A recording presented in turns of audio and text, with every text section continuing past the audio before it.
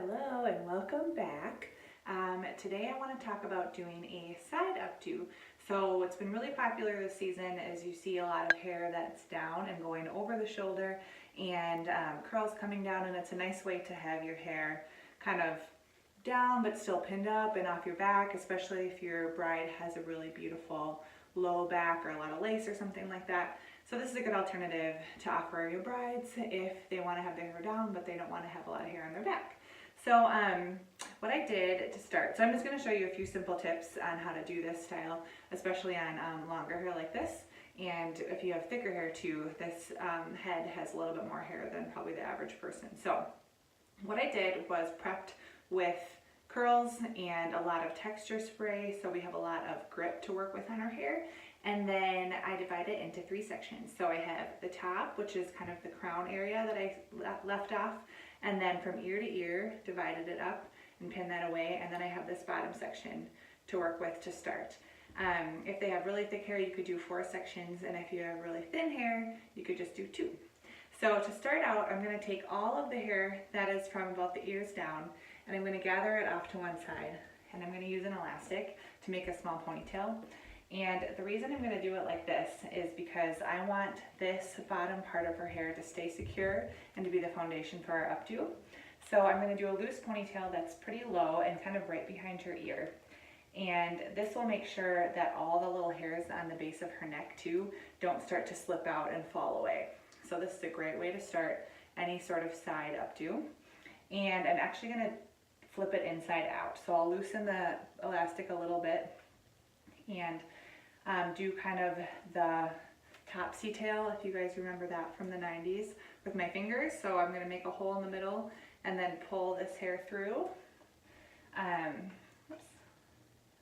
And that is going to make it so it lays lower on her neck, like that way, like that. And I'll pull it a little bit tight and then loosen it. So I'm pulling it tight so it's up where I want it to be, and then I'm gripping it and loosening the hair around it. And I have, like I said, I have texture spray in here, so that's going to give me something to anchor my other bobby pins to. Flipping it inside out like this, I'm going to make the ponytail go against her neck, so you can see from the front it lays softly instead of being kind of like high up and like super 90s like that. And then you can see from the side you have a little bit of a twist in the back, and this will pull up all those broken hairs that people often have on their neckline. So that's the way to start. And then the next thing you'll do is bring out the next section. And if you want to have a lot of curls, you can go through and recurl all of this so you have really nice curls to work with. For the sake of showing you, I just did kind of a quick curl on here so she has a little bit of bend in it. And what I will do is divide this into 2 or 3 sections. So I'm going to start with the front, and I'm going to take the front hair like this. And since this is going to be in front, I don't want it to be too far off her face. I want it to be kind of soft like that. So I'll give it a little bit of a twist and kind of pull it out the way I want it to be. So if you want it to be super loose, you can really hold it loosely. If you want it to be a little bit tighter, you can pull it back. So just sort of look in the mirror and figure out with your bride how you want that to be. Okay, I'm starting with the front section like this. I'm going to pull it back and I'm going to pin it into my base, okay? So I'll turn it a little bit, so give it kind of a half turn, open my bobby pin, and secure it in here. And what you want to do is, as you're pinning, kind of pull it out like that so you can see how it's going to lay. And then I'll go through and go section by section and bring it over to the front. So I'll take this piece here and I'll twist this. I'm going to twist it forward because I want the hair to go forward over her shoulder. Bobby pins are here. All right. I'm going to twist this here and secure it. Pull it over her shoulder. You can see I make a nice little loop there. Do the same thing. So kind of depending on how thick her hair is. But I'm twisting as I go and sort of pulling it apart. And like I said, you can make this a lot curlier too. And if you want to have more curls rather than twists. Something else that I often do if the hair is really, really thick is I might braid some of this, and the braid will help keep a lot of that hair contained and out of your way so it doesn't get too full in the back. And then same thing, I'm taking another section over here, twisting it and pulling it into that so you can kind of see how we're creating some texture and movement back there. And I'll pin this towards the front. And all of it is going over the shoulder, so I can make sure the weight of the hair is going to be in front like this, rather than having anything fall in the back. I'm actually going to save out this last piece because I want to use that at the end. Alright, so you can see how we have some nice hair over the shoulder, with a little bit of texture going on back here, and then you can take down the top and play with this first to see how much volume you want. If you want to have a lot of volume, do some back combing in through the top. I don't necessarily want to have a lot of volume on this one, so we are just going to leave it as it is. And what I will do is sort of figure out how I want it to lay in front before I pin it. So that means working with the mirror, working with your bride to figure out how she wants the front to be. So does she want a big swoop over the front? Does she want it to be sort of loose and romantic? You can kind of figure that out. And you'll do the same thing that you did at the bottom, where you're sectioning it out and doing a little bit at a time. So with this front piece here, I'll see how much I want to have in her face. So maybe we want a little bit of a swoop like that, and I'll twist it, just like so, like this, or like this, like that. Let's do it like that.